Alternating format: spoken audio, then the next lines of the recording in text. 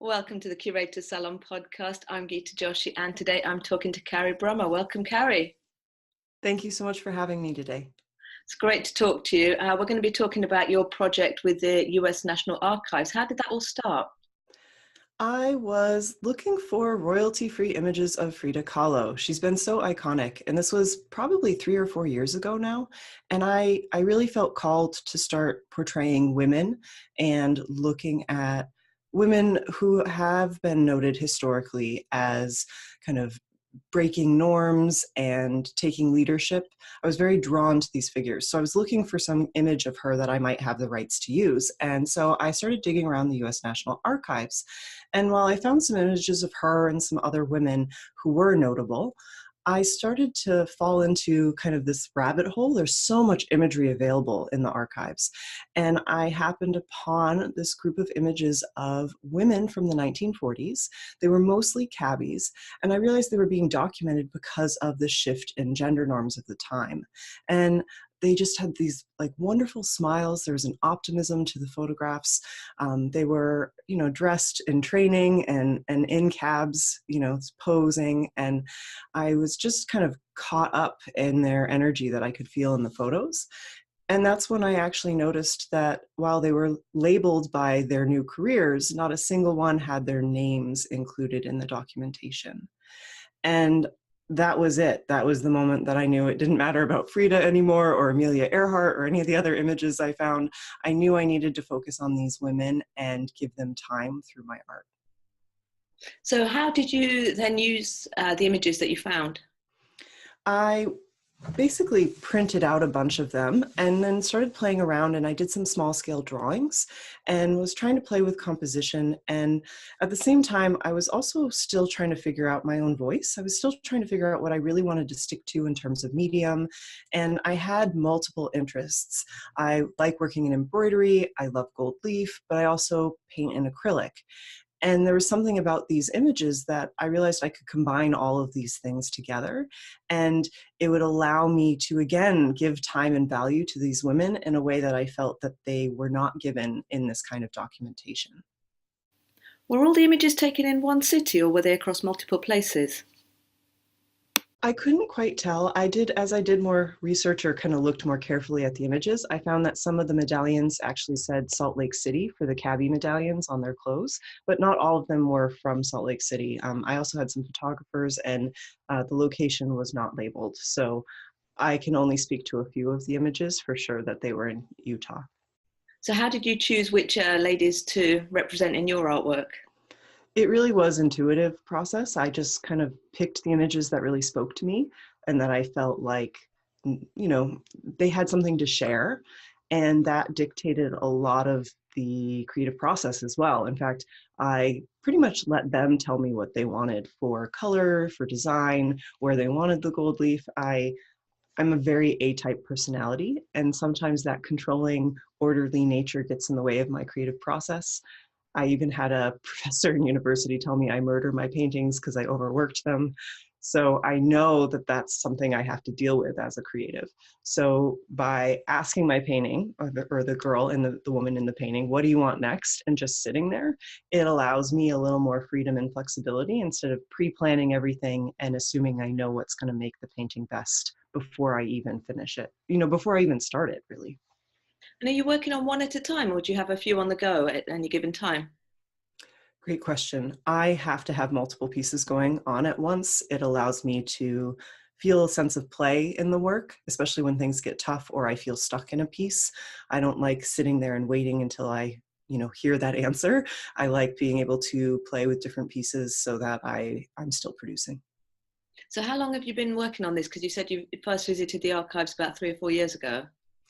I started right when I found the images, but I kind of took a break, and I think part of me was actually a little scared that maybe I couldn't do it, or was my skill in the right place. And so I also run a program called Artist Strong. It's an online community for artists, and my background is art education, and I've always loved teaching. But it was kind of at that point when I realized perhaps I was letting my teaching become a crutch and a way to avoid the work I wanted to do. I feel a shift in my work doing this stuff, and I feel like I'm playing bigger and that these stories are valuable to be shared.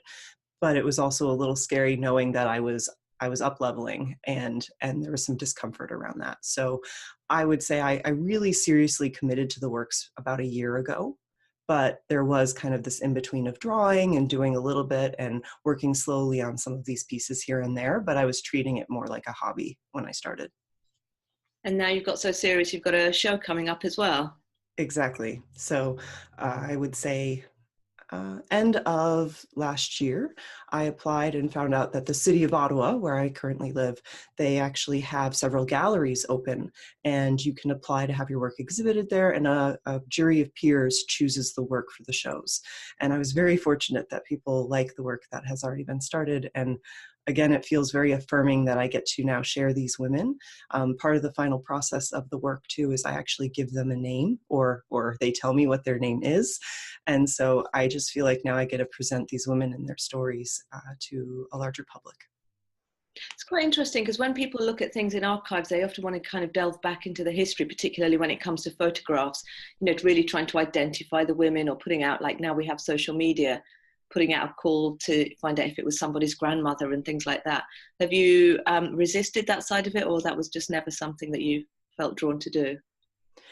That's a great question. I didn't really feel drawn to it. And what's happened and what's been interesting is the people who are following my work, they're sharing the stories of their grandmothers. And it's been so powerful, and it makes me actually quite emotional. Even just yesterday, someone on Instagram private messaged me a story about their grandmother who was working in a factory during the war. She lost several fingers, and then she was pretty much kicked out of the job as soon as men came back home. But then she started her own business and was this thriving leader of a leader, and how this woman is a heroine to her. And so seeing people share these stories, I almost feel like if I found the specific history of these women, people couldn't connect in the same way.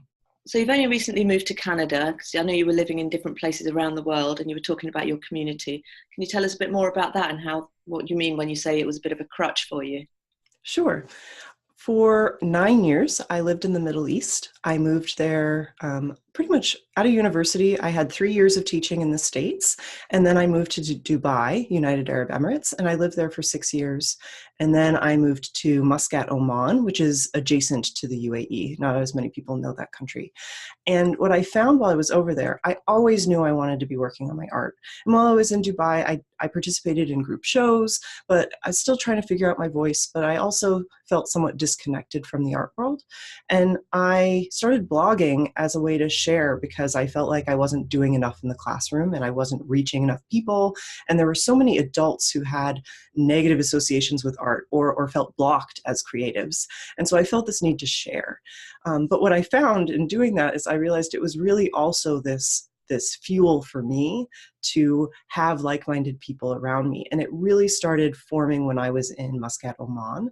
And that's when I really dug in and developed my community called Artists Strong. And teaching has always been important to me and always will be part of my life. But it's funny because, I mentioned earlier that it became this responsibility that sometimes made me not make art, because it was easier to serve the people in my community than dig into the questions and curiosity I have about finding my voice and figuring out what I wanted to say. And yet, I realized it. And part of the reason I did is this community has grown. There's thousands of people in the Facebook group and on the online through my email newsletter. And what I realized is if I really want to show up for the people in this community I have, I also have to do the work. I have to be doing the things I preach. Otherwise, I'm an imposter. So it really was this affirming moment of, realizing and catching myself about feeling like, okay, I can't just always choose to serve my community. I also have to do this work. And in doing that work, I'm also helping them see the journey of one path to artistic success, that you can choose whichever path you want, but at least you can see I'm trying to do my own work to find what success means to me as an artist too. What's interesting to me about your journey is that you started as an artist, built a community to support other artists and educate them, and then waited for the right project to come along, even if you didn't know that you were actually waiting for it, but a project that resonated with you so deeply that you couldn't not pursue it before you gave yourself the title of artist again. It's interesting because, especially when I was teaching art, there were people who would say some people are just art teachers and some people are practicing artists who also are teachers. And there's kind of a judgment around all of that, that one is better than the other, or you should be working towards a certain label. And I have a very achievement oriented nature, and I think I also have always been driven to please others and especially in authority. And so when I can kind of pick up on cues like that, sometimes I'd spend time trying to please or address those kinds of achievements without actually asking myself if that was something I wanted. And I just think part of it's been growing older and not caring as much, and uh, also really being more in tune with myself as a person, and really listening to those little cues when I have an intuitive hit that this is something worth investigating. I mean, I started this group of works, as I told you, several years ago, but then I stopped. It was almost, I felt this fear around well, what if I do achieve the way I want to, which sounds kind of silly. But what really happened is a good friend of mine who lives in Scotland, her name's Nikki, she and I were Skyping and having a chat, and she's an artist as well. And I was telling her the story of this work, and she's like, Carrie, why did you stop? You have to keep working on this. And it's like she lit a fire under me. She reminded me why I cared about these stories. And I just immediately started painting again and embroidering into the works, and it just flowed. And that's been it since. I just haven't stopped. So you said the work is a combination of various media. And when we were talking before, you referenced kind of crafts or skill sets that were traditionally taken up by women. So have you had to sort of go back to school to learn certain crafts, or did you always have these skill sets?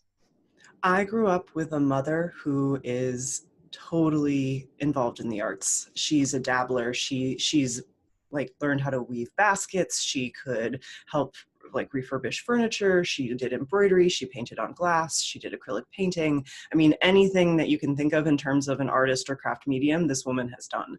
And so anytime she'd try something, I wanted to try it too. So I was exposed at a very young age to embroidery and beading and things like that.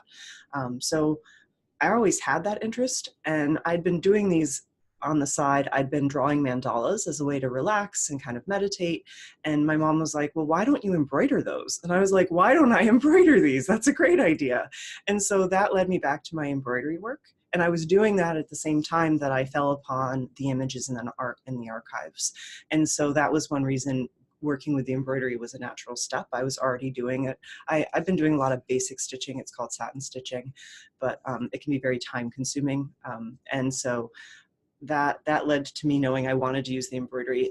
I think of embroidery as like women's work traditionally. You know, that's something that women were always historically doing in the home.